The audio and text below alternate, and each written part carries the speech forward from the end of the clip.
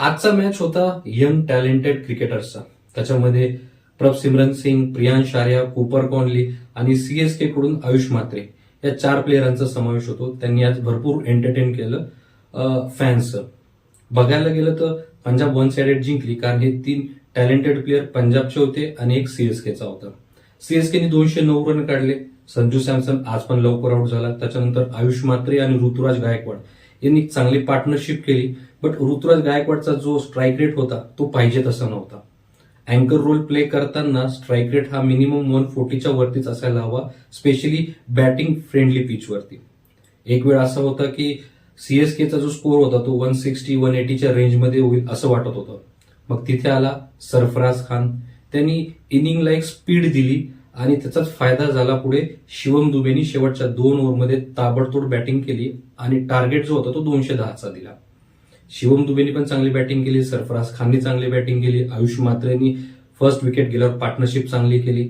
एकंदरीत सीएसकेची बॅटिंग चांगली वाटली. त्याच्यानंतर जेव्हा बॉलिंग करायला आला सीएसके, पंजाबनी पॉवर प्ले मध्येच गेम संपवला होता.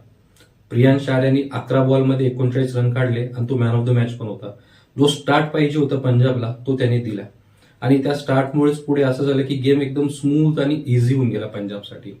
कूपर कॉनली आला. त्यांनी प्रभसिमरन सिंग सोबत एक चांगली पार्टनरशिप केली.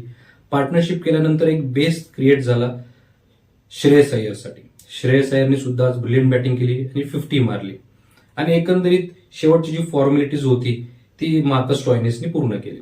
बघायला गेलं तर असं वाटत होतं की मॅच वन साइडेड झाली आणि ती खरंच वन साइडेड झाली, कारण सीएसकेच्या बॉलर्सनी पाहिजे तसं चॅलेंज केलं नाही.